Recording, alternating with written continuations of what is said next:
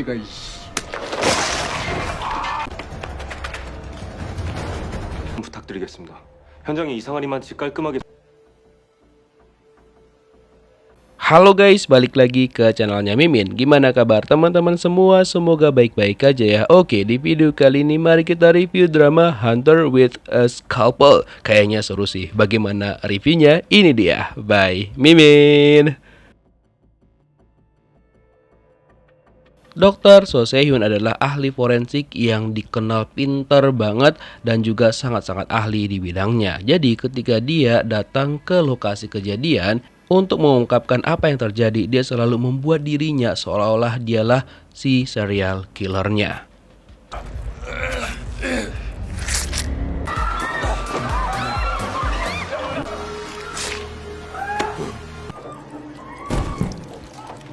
Dengan begitu, Se-hyun bisa menganalisa untuk mencari tahu siapakah pelakunya. Jadi dia bilang sama detektif yang bertugas di sana bahwa pelakunya itu kemungkinan psikopat ataupun orang yang sedang menggunakan obat-obatan. Nah, kata polisinya bahwa mereka juga lagi memeriksa beberapa orang di ruangan yang lagi make obat. Nah, pergilah Se-hyun ke sana dan ada dua orang yang dia curigain. Yang pertama kayaknya bukan dia pelakunya. Kemudian yang kedua terlihat sangat-sangat santai, apalagi ketika dia kasih pisau tersebut, orang itu juga terlihat sangat santai dan juga ketawa, ditambah lagi dia juga dalam pengaruh obat-obatan.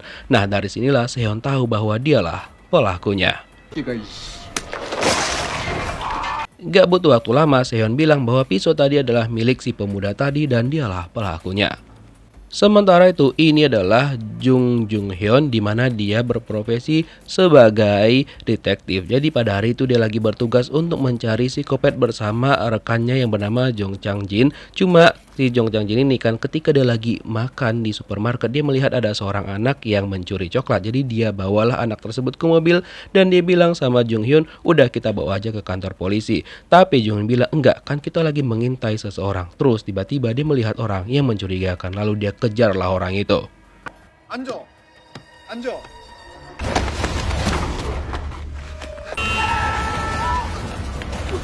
Ada hal hampir aja dapat, tapi orang tersebut berhasil lolos. Nah, terus seperti biasa, Se-hyun setiap harinya memeriksa apa yang terjadi pada korban-korban yang dikirimkan ke mereka untuk dianalisa. Karena kan mereka emang ahli forensik. Cuma dalam timnya dia kan mereka ada 3 orang tuh. Nah, ada salah satu yang anggotanya yang merupakan seorang cowok. Jadi dia itu terlihat kurang suka dengan Se-hyun karena mungkin Se-hyun suka merintah-merintah dia. Ditambah lagi Se-hyun marah ketika perintah dia tidak diturutin, terutama ketika mau analisa anti narkoboy dari si korban.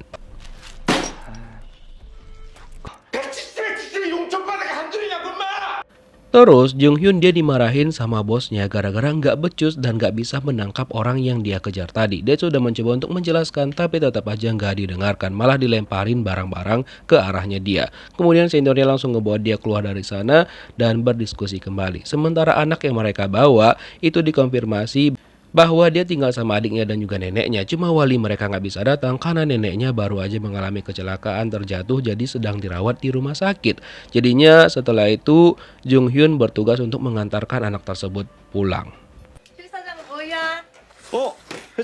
Dan pria ini yang disebut sama si ibu sebagai Pak Choi, dia itu adalah seorang penatu ataupun tukang laundry di daerahnya dan kakinya pincang pada saat itu. Dan dia juga cukup suka menonton acara yang menampilkan So Se-hyun dan kebetulan dia juga menjadi idola para wanita dan juga emak-emak di lokasinya. Walaupun gerak-geriknya cukup mencurigakan. Terus kan Wee Jung-hyun akhirnya mengantarkan anak yang mereka tangkap tadi untuk pulang sampai anak itu benar-benar aman sampai ke rumah. Dia juga memberikan coklat yang dicuri si anak tadi karena dia udah beli, dan juga beberapa coklat lainnya diberikan juga kepada adik dari anak tersebut. Nah, dia memastikan bahwa mereka benar-benar pulang ke rumahnya dengan selamat. Barulah Jung-hyun pergi dari sana karena dia merasa bertanggung jawab terhadap anak-anak itu. Nah, untuk Se-hyun, dia kan baru pulang tuh dari acara yang dia diundang tadi di televisi. Lalu ketika dia jalan pulang, dia melihat ada kucing yang kelaparan dan dia kasihlah makan. Tapi ibu-ibu yang tokonya ada di dekat sana marah sama Sehun karena dia terus-terusan memberi makan kucing sehingga kucing itu terus berkeliaran di depan si toko si ibu itu dan dia nggak suka gitu. Tapi Sehun tidak menghiraukan ibu itu dan langsung pergi gitu aja. Walaupun si ibu itu agak emosi dengan Sehun. Nah, sampainya dia di kantor, dia melihat laporan forensik yang dia kerjakan itu dikembalikan dan dia merasa kesal akan hal tersebut. Nah, terus akhirnya kita ditunjukkan nih siapa sih psikopatnya. Ternyata si psikopat itu suka juga menonton acara yang menampilkan Dr. So Se-hyun dan kali ini dia juga sedang mengerjakan sesuatu di mana dia udah menghilangkan nyawa seseorang dan dia menjahitnya menggunakan benang yang kayak gini benangnya guys. Setelah itu dia meninggalkan korban di sebuah tempat dan keesokan harinya korban tersebut langsung diidentifikasi oleh polisi. Nah, karena korbannya itu udah busuk dan juga keadaannya udah parah banget, akhirnya polisi membutuhkan bantuan ahli forensik untuk mengidentifikasi apa yang terjadi kepada mayat tersebut. Makanya setelah itu Jung Hyun menemui Sehun untuk meminta bantuan. Nah, awalnya kan dia itu mencoba untuk akrab nih sama Sehun, tapi Sehun langsung to the point, dia bilang mana berkasnya. Dia nggak butuh basa-basi dari Jung Hyun. Terus ketika Sehun lagi memeriksa berkas-berkasnya, Jung Hyun juga sempat menjelaskan tentang apa yang terjadi kepada tubuh tersebut dan banyak banget hal-hal yang janggal terhadap tubuh yang mereka temukan. Terus Sehun bilang oke, nanti biar dia cek dulu aja, dan kalau misalkan sudah selesai dia cek secara keseluruhan, barulah dia bisa menyimpulkan apa yang terjadi kepada korban tersebut. Nah, setelah itu Sehun bilang sama Jung Hyun, oke, tunggu aja, nanti dia bakal cek. Setelah itu dia sama timnya langsung melakukan pengecekan kepada korban tersebut. Dan ketika mereka cek, kondisinya emang udah parah banget, bahkan matanya itu udah ada ulatnya kayak gini. Terus mereka juga mengecek bahwa bagian leher dari si korban itu ada disuntik dan juga bagian tulang lehernya itu sudah mengalami patah. Jadi itu satu dari beberapa hal yang membuat korban itu kehilangan nyawanya dan semua mereka catat dan juga mereka dokumentasikan. Terus ketika mereka cek di bagian perutnya itu mereka menemukan bau cairan pembersih Lex. Dan setelah itu ada hal lain yang juga mereka temukan yang cukup mengejutkan. Di bagian kakinya ada beberapa benda lain yang juga mereka temukan dan juga kata salah satu rekannya Sehun, kayaknya kamu harus lihat ini deh, ada hal yang aneh banget. Di bagian perutnya mereka temukan benang yang Sehun itu kenal banget benangnya, dimana sewaktu kecil dia sering memainkan benang tersebut. Kalau misalkan benang itu punya orang yang dia kenal, berarti orang itulah si psikopatnya. Anggota-anggotanya Jung Hyun bukannya ngebantuin dia ke TKP, malah mereka mampir ke tempat si bapak laundry.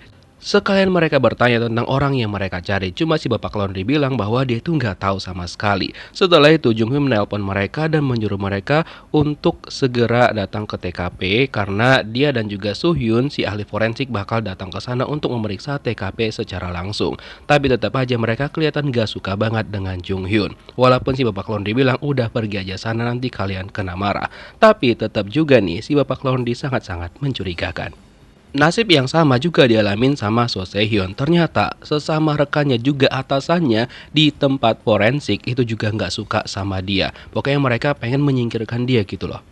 Sementara itu Se-hyun dan juga Jung Hyun sampailah mereka ke TKP. Terus mereka langsung melakukan olah TKP di mana Se-hyun mengatakan sama Jung Hyun bahwa mereka harus melihat dari beberapa sisi, terutama hal yang cukup mencurigakan karena tubuh korban itu diletakkan di daerah yang bersih banget. Terus mereka juga bakal mengambil sampel tanah, siapa tahu nantinya bisa diambil sebuah kesimpulan ataupun fakta dari sampel tersebut. Dan sampelnya diambil sama rekannya Sehun. Dan menurut Sehun, si psikopatnya itu ataupun si killernya melakukan ini bukan untuk pertama kalinya, melainkan sudah beberapa kali. Lalu dia juga mengatakan sama Jung Hyun untuk mengecek CCTV di daerah tersebut. Kata Jung Hyun, kayaknya gak ada yang mencurigakan sih. Cuma Sehun bilang itu kan gak ada ditemukan tuh jejak mobil ataupun jejak ban dari arah yang sama. Jadi perlu dicek CCTV dari arah yang berlawanan, siapa tahu nanti dari sana mereka bisa menemukan siapakah orang yang mencurigakan ataupun pelakunya. Setelah itu Jung Hyun menelpon anggotanya, tapi mereka malah udah di kantor polisi dan mengatakan bahwa mereka itu kehabisan baterai mereka, jadi nggak bisa menghubungin Jung Hyun. Sementara itu Sehun pulang menggunakan bus bersama dengan anggotanya dia, rekannya, tapi mereka nggak tahu bahwa di bus tersebut juga masuk seseorang yang mencurigakan, si psikopat. Dan kebetulan mereka lagi satu bus, jadi si dokter Oh ini meminta bantuan sama Sehun untuk menyetujuin project tentang kasusnya Pak Nam yang bakal diselidikin sama Pak Oh ini. Cuma Sehun bilang enggak, dia tidak akan menyerahkan itu walaupun itu disuruh sama direktur mereka sekalipun. Pokoknya dia tetap mengatakan tidak akan memberikan kasus itu kepada rekannya si dokter Oh ini. Karena dokter Oh pengen dia jabatannya naik, makanya dia pengen membantu si direkturnya. Apalagi kan sebenarnya itu tugas direkturnya, cuma nggak dikerjakan sama sekali. Tapi Sehun tetap kekeh dengan jawabannya tetap tidak.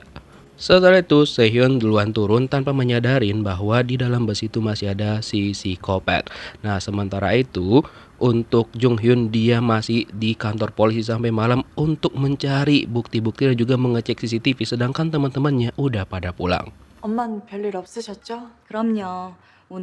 Sehun ternyata mampir dulu ke rumah sakit di mana tempat ibunya dirawat. Setelah itu dia mampir menemui ibunya, cuma agak anehnya ibunya ini tidak mengenalinya sama sekali. Mungkin ibunya karena udah tua jadi mengalami demensia. Ibunya bertanya, "Kamu itu siapa?" Sehun langsung bilang bahwa dia adalah So Sehun, anak ibunya. Bahkan ibunya mengukir inisial namanya di pisau bedahnya Sehun. Dan yang paling membuat merinding setelah itu ibunya menjawab, "Oh, kamu ternyata orang yang baik ya." Terus tiba-tiba Sehyon menggenggam tangan ibunya dengan sangat-sangat keras sampai ibunya itu kesakitan. Setelah itu seakan-akan Sehyon sadar dan dia seperti memiliki dua sisi yang berbeda, sisi yang baik dan juga sisi psikopat. Karena kebetulan pada hari itu dia ditelepon sama wartawan.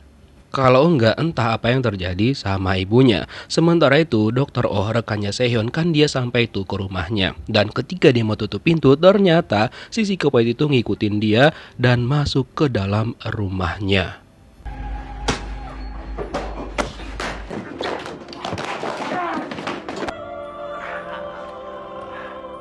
Bagian lehernya langsung disuntik sama si psikopat dan seketika dia hampir pingsan dan dia menuju HP-nya untuk meminta bantuan. Tapi si psikopat langsung mendekat sama dia lagi, setelah itu langsung mematahkan lehernya. Dan ya, mungkin itulah akhir hidup dari Dr. Oh. Keesokan harinya ramai diberitakan tentang kasus psikopat berantai yang sampai sekarang itu belum bisa diselesaikan sama polisi. Terutama kasus yang baru-baru ini, si mahasiswi yang ditemukan di ladang kemarin. Nah gara-gara itu citra polisi tercoreng dan bosnya Jung Hyun itu marah kepada mereka. 입을 짝 찢어버릴 테니까. Bos mereka menuduh salah satu di antara mereka telah membocorkan tentang operasi tersebut kepada wartawan.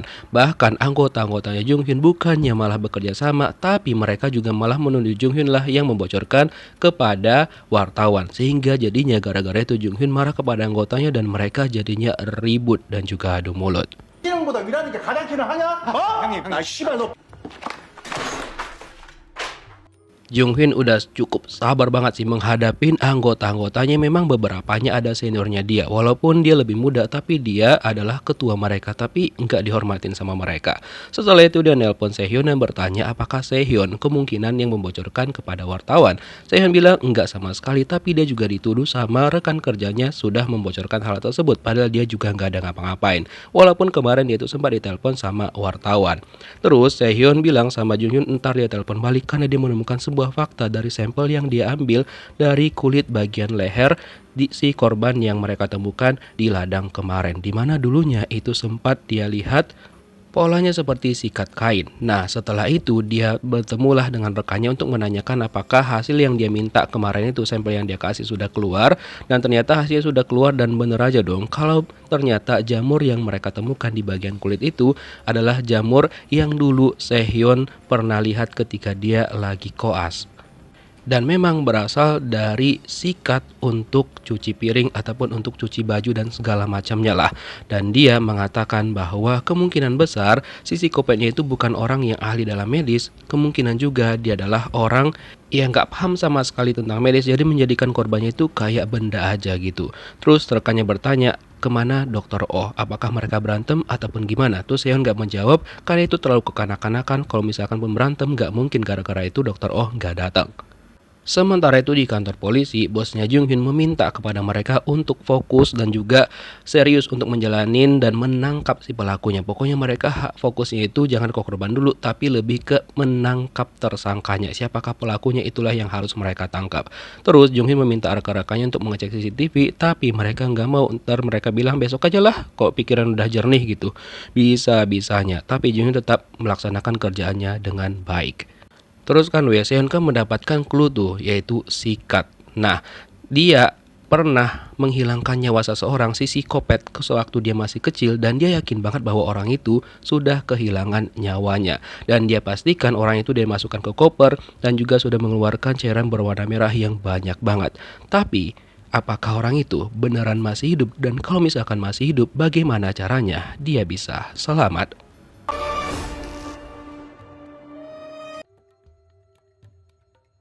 Ternyata bukan hanya pas lagi koas ataupun pas lagi sekolah, tapi Seo Se-hyun itu dari kecil sudah membereskan sesuatu yang diperbuat sama ayahnya. Ketika ayahnya sudah menghilangkan nyawa seseorang, sudah memotong-motong bagian tubuh seseorang, dia harus membereskannya tanpa jejak. By the way, di hari itu ditemukan lagi potongan tubuh manusia yang identitasnya belum diketahui. Bahkan jari-jarinya itu dipotong semuanya sehingga polisi tidak bisa mengidentifikasi siapakah identitas dari tubuh tersebut. Jadi mereka juga perlu mengidentifikasi kembali untuk mencari tahu bagaimana tubuh itu bisa di sana, terutama memeriksa CCTV terlebih dahulu.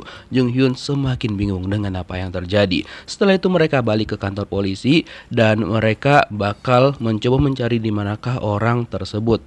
Dan menurut Jung Hyun bahwa pelakunya itu sama dengan pelaku dari korban yang sebelumnya. Tapi bosnya itu malah marah-marah sama Jung Hyun dan mengatakan bahwa dia tidak bisa menyimpulkan hal seperti itu terlebih dahulu. Namun Jung Hyun mengatakan bahwa dia sudah mengajukan untuk dilakukan otopsi dan jawabannya bakal ditemukan setelah hasil otopsinya keluar. Setelah itu dia langsung pergi untuk menemui Se-hyun karena dia pengen tahu dan juga pengen segera mengautopsi korban yang baru mereka temukan kemarin malam.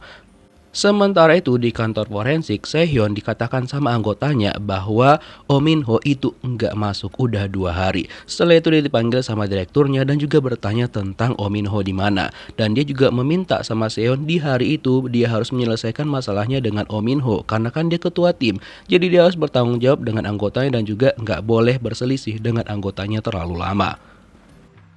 사체가 또 발견됐습니다. Kemudian Jung Hyun menemui Se-hyun dan mengatakan bahwa ditemukan tubuh manusia lagi dan juga udah dipotong-potong dan kali ini juga ditemukan benang yang sama dengan korban sebelumnya. Se-hyun langsung melakukan autopsi dan ketika dia lagi melakukan autopsi sama anggotanya ada hal yang menarik yang mereka temukan. Yang awalnya kan jari-jarinya itu nggak ada, tapi mereka menemukan jari diselipkan di salah satu bagian tubuh korban tersebut dan Se-hyun meminta anggotanya untuk segera mencari tahu identitas orang tersebut dan ikatannya itu dibentuk seperti pita dan itu seperti orang yang dikenal sama Se-hyun, yaitu ayahnya dia sendiri. Dan setelah dicek sama anggotanya Se-hyun bahwa identitasnya itu adalah orang yang mereka kenal, identitas korbannya adalah Oh Min-ho. Setelah itu Se-hyun menyampaikan sama Jung Hyun untuk tersangkanya dia belum bisa mengidentifikasi, tapi untuk identitas korbannya dia bisa mengidentifikasinya itu adalah orang yang dia kenal, yaitu timnya sendiri, Oh Min-ho. Kagetlah si Jung Hyun. Terus kan si bapak laundry kebetulan dia mau mengantar baju dan dia lihat ada beberapa polisi yang lagi memasang spanduk dan dia pun membantu membetulkan posisi spanduk tersebut. 들어오겠지? 참고인 조사 정도는 하겠죠. Terus kan bosnya Sehyon itu khawatir banget dan juga takut kalau misalkan polisi menanya-nanyai mereka karena kan korban kali ini adalah anggota tim mereka sendiri. Terus Sehyon bilang udah biarin aja, toh dia juga yang bakal mengerjakan semuanya dan dia yang bakal bertanggung jawab. Tapi direkturnya nggak mau dan memanggil orang lain untuk menggantikan Sehyon untuk mengidentifikasi tubuh-tubuh yang masuk selanjutnya. Tapi rekannya Sehyon ini nggak mau karena dia bukan ahli di bidang tersebut. Apalagi Sehyon juga mempertanyakan kepada direkturnya mengapa dia melakukan hal yang seperti itu, memberikan pekerjaan kepada orang lain yang bukan bidangnya, karena itu dapat membahayakan hasil analisa mereka. 있습니까? Setelah itu Sehyon bertemu lagi dengan Jung Hyun dan mengatakan bahwa dia bakal bertindak sebagai saksi atas Oh Min Ho sebagai rekan kerjanya. Terus dia menceritakan bahwa kemarin setelah mengidentifikasi korban, mereka itu kan balik tuh menggunakan bus. Setelah itu Sehyon pergi ke rumah sakit, terus Oh Min Ho langsung pulang. Nah setelah itulah mereka juga sempat membicarakan tentang pekerjaan dan juga bertengkar, tapi setelah itu mereka berpisah dan udah nggak ada jumpa lagi. Hanya itu yang bisa disampaikan Sehyon kepada Jung Hyun. Namun yang paling identik yang diketahui sama Sehyon tapi dia nggak sampaikan sama Jung Hyun adalah lokasi ditemukannya tubuhnya Oh Min Ho itu mirip banget dengan lokasi tempat ayahnya selalu membuang korban-korban yang sudah dihabisi nyawanya sama ayahnya. Cuma dia nggak sampaikan sama Jung Hyun. Setelah itu, teman-teman Jung Hyun mengkonfirmasi apakah benar Oh Min Ho adalah korban yang mereka temukan kemarin. Jung Hyun bilang benar dan setelah itu mereka bilang bahwa mereka menemukan orang yang mereka curigain sebagai orang yang kemungkinan menghabisi nyawanya Jung Hyun melalui CCTV yang mereka temukan. Nah baliklah Jung Hyun ke kantornya dan dia bilang tapi nggak bisa juga 100% menentukan orang yang di CCTV itu adalah orang yang menghabisi nyawanya Oh Min Ho. Jadi itu minta sama mereka untuk mengecek kembali terutama di daerah mereka menemukan tubuhnya Oh Min Ho itu. Kalau misalkan ada yang identik ya udah mereka bisalah tentukan. Setelah itu ketika mereka cek mereka menemukan plat mobil, lalu dimintalah sama Jung Hyun untuk mencek plat mobil tersebut dan mereka langsung pergi ke lokasi rumahnya. Terus kan hasil analisa tanahnya yang diambil sama Sehyon kemarin udah keluar. Kata dokter yang menganalisa itu ada kandungan natrium dan juga pankuronium. Dimana pankuronium itu adalah bahan yang digunakan untuk melumpuhkan seseorang bahkan bisa menyebabkan penghilangan nyawa. Nah diingatlah sama Sehyon ternyata ayahnya dulu sering banget menggunakan bahan itu.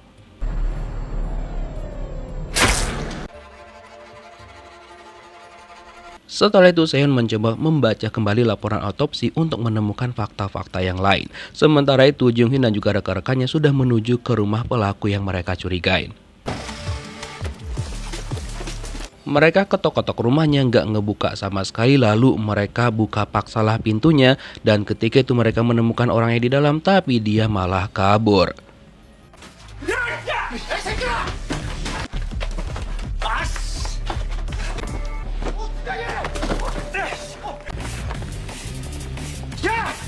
Terus setelah Sehyon melihat lagi laporan autopsi, dia menemukan foto sidik jari di korban yang sebelumnya dan dia cocokkanlah dengan sidik jari dari korban yang sekarang. Maksudnya sidik jari pelaku yang mungkin dia temukan. Lalu dia cobalah menggunakan lakban dan dia dapatkan sidik jarinya. Lalu dia meminta tolong sama temennya untuk mengambil bungkus plastik dari korban yang sedang mereka identifikasi tadi. Setelah itu Sehyon meminta tolong sama temannya ini untuk segera melakukan pengecekan semua sidik jari ataupun DNA yang ada di sampel tersebut. Dan untuk Jung Hyun dan juga rekan-rekannya mereka masih mengejar si pelaku yang mereka curigain. Dan kali ini si pelaku itu masih mencoba melarikan diri tapi mereka tidak membiarkannya dan langsung menangkapnya.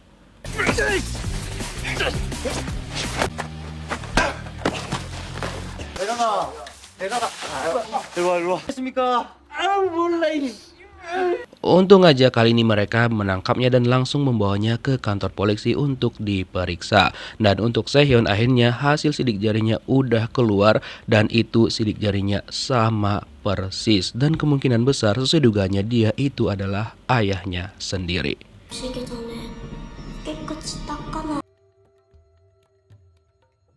Keesokan harinya pas Sehyon mau berangkat kerja, tiba-tiba aja kan di lingkungan itu ada kucing yang kehilangan nyawanya. Dan Sehyon dituduh sama ibu-ibu yang gak suka sama dia bahwa Sehyon lah pelakunya. Terus Sehyon malah membalikan sama si ibu bahwa dialah yang dilarang sama si ibu untuk memberikan makan kucing tersebut. So si ibu juga tidak memiliki bukti bahwa Sehyon lah pelakunya. Akhirnya si ibu malah berakhir ribut dengan polisi. Sesampainya Sehun di kantor, dia ditelepon sama Jung Hyun dan mengatakan bahwa mereka sudah menangkap pelakunya. Nah, karena saking penasarannya, Sehun memutuskan untuk segera pergi ke sana karena dia pengen melihat langsung pelakunya apakah betul orang yang dia kenal selama ini ataupun tidak. Nah, kemudian Sehun udah sampai aja tuh ke kantor polisi dan dia juga memberikan kepada Jung Hyun hasil sampel tanah yang sudah mereka analisa dan ternyata itu cukup berbeda dengan yang ada di tubuh korban. Dan ketika Sehun nanya sama Jung Hyun apakah si pelakunya itu sudah mengaku ataupun tidak, Jung Hyun bilang belum. Tapi ciri-cirinya mirip dengan orang yang di CCTV dan juga sama-sama memakai topi. Terus Sehun pengen melihat wajahnya secara langsung. Walaupun sebenarnya Jung Hyun bilang itu nggak bisa, tapi Sehun memaksa. 용의자 말이에요. Dan setelah bernegosiasi dengan Jung Hyun, akhirnya Jung Hyun mengizinkan Sehun untuk pergi melihat wajah pelaku, walaupun ya hanya sebentar aja. Nah, kemudian Sehun diajak sama Jung Hyun untuk masuk ke ruang interogasi. Di sini Sehun tuh kayak deg-degan banget karena takut kalau misalkan itu adalah orang yang dia cari selama ini, padahal sebelumnya dia kan sudah menghilangkan nyawanya, tapi kok bisa orang itu masih hidup. Nah, ketika Sehun masuk ke dalam dan dia lihat wajah dari si pelaku, si tersangka, dia sangat-sangat gemetaran. Sampai-sampai Jung Hyun tuh bertanya sama Sehun apakah dia baik-baik aja ataupun tidak. Terus Sehun menghela nafas dan dia tahu bahwa itu bukan pelakunya. 했다고. 근데 이분은 내가 아니라니까. Si tersangka juga mengatakan berkali-kali bahwa dia bukanlah orang yang dicari-cari sama polisi. Kemudian dikonfirmasi juga tuh sama rekannya Jung Hyun bahwa setelah mereka cek ternyata memang mobil yang dibawa sama si tersangka itu isinya memang tidak mencurigakan dan juga nggak ada tubuh manusia sama sekali. Tapi salah satu temannya Jung Hyun itu nggak percaya dan juga akhirnya malah berantem sama si tersangka. 이거 보세요. 쫄아서 살인도 못해요. Ditambah lagi ketika si tersangka langsung menyinggung tentang istri temannya Jung Hyun dan dia langsung emosi jiwa dan juga meninju si bangke itu. 나는 좋다고 하던데? 어? Jung Hyun dan juga rekan-rekan yang lainnya memisahkan mereka karena kan nggak boleh dong kalau misalkan polisi itu meninju duluan orang lain. Kemudian karena mereka emang salah disuruhlah sama si tersangka bahwa mereka harus meminta maaf sambil berlutut. Tapi Jung Hyun tidak memperbolehkannya dan mengatakan bahwa mereka meminta maaf dan bakal melaporkan hal ini ke atasan mereka dan mereka bakal mendapatkan hukuman yang setimpal gitulah. Terus si bangkit itu bilang oke, tapi dia harus melayangkan tinju juga ke rekannya Jung Hyun. Namun Jung Hyun menghalangi dan tidak membiarkan itu terjadi. Dan ternyata dia juga adalah orang yang kemarin itu kejar-kejaran sama Jung Hyun dan dia ingat karena mereka sempat bertatap-tatapan. Terus ketika dia sudah dikeluarkan dari kantor polisi dan situ banyak banget wartawan, dia langsung membuat heboh dan mengatakan kepada wartawan bahwa polisi salah tangkap dan juga telah meninju wajahnya. Gara-gara itu atasannya Jung Hyun itu marah besar kepada mereka dan meminta mereka harus bertanggung jawab atas semua ini. Terus Jung Hyun bilang biar dia yang bakal bertanggung jawab dan juga meminta maaf di depan publik. Sementara itu Sehun masih memikirkan tentang si psikopat sebenarnya itu kemana. Dan rekannya bilang bahwa polisi bakal melakukan konferensi pers permintaan maaf atas kesalahan penangkapan pelaku. Jadi Sehun bakal menuju ke sana. Terus kan rekan-rekannya Jung Hyun memberikan kepada dia rekaman CCTV di bus tempat Sehun dan juga Dr. Oh waktu itu. Pokoknya bus yang mereka naikin lah. Nah, di sana mereka melihat ada beberapa orang yang mencurigakan, terutama orang yang memakai topi yang selalu melihat ke arahnya Sehun dan juga Dr. Oh. Nah, setelah itu Jung Hyun langsung mengadakan konferensi pers dan juga meminta maaf secara langsung kepada publik dan mengatakan bahwa mereka memang salah tangkap pelaku. Tapi ketika itu dia langsung dijajar pertanyaan yang banyak banget dari para wartawan, sampai juga ada wartawan yang mengatakan bahwa mereka itu tidak memiliki bukti, seolah-olah mereka hanya bermain-main saja dan juga nggak serius dalam menangani kasus ini. Nah, karena Jung Hyun tuh udah panik banget, untung pada saat itu ada Sehun datang dan mengatakan bahwa dia bakal mengambil alih untuk memberikan penjelasan. Jadi dia bilang bahwa kasus pertama dan juga kedua si mahasiswi dan juga rekan kerjanya itu adalah orang yang sama yang menghabisi nyawa mereka berdua. Dan ini Sehun simpulkan adalah killer berantai. Dan Aji mumpung pada kesempatan itu karena kan disiarkan juga Sehyeon sambil ngeledek si pelakunya. Dan pelakunya kemungkinan besar adalah si Yoon Jo-gyun ini, si pemilik laundry. Dan dia ternyata juga ada di rumahnya seorang anak yang dia suruh untuk membereskan kasusnya sama seperti yang dilakukan Sehyeon pada waktu dia kecil dulu. By the way, gara-gara konferensi pers itu, Sehyeon dimarahin sama atasannya, tapi Sehyeon gak peduli sama sekali. Dia tetap meminta sama atasannya untuk membuat ruangan otopsi sementara di tempat yang bakal dia tuju nanti. Terus dia meminta maaf juga sama Jung Hyun kalau misalkan tadi dia itu agak menyela. Jung Hyun bilang enggak kenapa-kenapa kok. Tapi dia, Sehyeon dan juga Jung Hyun malah dimarahin sama ketua kepolisian karena dianggap sudah terlalu maju tanpa berkonsultasi sama dia, dan juga membuat rakyat jadi panik gara-gara dibilangkan itu adalah kasus killer berantai. Tapi Sehyeon meminta satu kesempatan kepada ketua kepolisian untuk membuktikan bahwa omongannya dia itu benar. Setelah itu Sehyeon dan juga timnya langsung meeting kembali, mereka rapat dan juga bakal lebih serius lagi dalam menangani kasus ini karena mereka nggak mau kalau misalkan ada korban-korban lainnya. Cukup 2 orang itu aja, dan mereka bakal mengecek semua CCTV yang memungkinkan untuk menangkap si pelaku. Sementara itu Sehyeon bakal pergi ke Yongchon, tempat si killer berada. Dan pada malam harinya ada seseorang yang datang ke tempat laundrynya Pak Yoon Jo-gyun. Jadi dia itu protes karena bajunya itu nodanya nggak hilang-hilang. Terus Jo-gyun bilang, oke entar deh aku cuci keringkan lagi dan juga menghilangkan nodanya sebisa dia. Tapi si cewek ini bilang bahwa nggak bisa gitu dong. Itu kan juga udah rusak bajunya, ya udah kasih kompensasi aja sebesar 800.000 won. Nah nggak maulah Jo-gyun kan, tapi awalnya dia bilang oke ntar aku kasih deh. Tapi gerak-geriknya sangat-sangat mencurigakan yang membuat si cewek ini jadi takut kepada Jo-gyun karena dia bukan ngambil duit tapi malah ngambil baju. 하시는 거예요? 돈이나 빨리 달라고. 오? Gara-gara itu si Mbak ini langsung gemetaran dan juga mau keluar dari sana, tapi ditahan sama Jo-gyun. Dia bilang, tunggu, mau kemana? 어디가? Jiwa psikopatnya langsung keluar dan dia peluk si Mbak ini dari belakang sambil bilang bahwa cantik kan bajunya. Semakin gemetaranlah si Mbak itu. Oke, kira-kira bagaimanakah kelanjutan kisahnya? Kita lihat di next episode. Thank you for watching guys. See you on next video. Bye bye.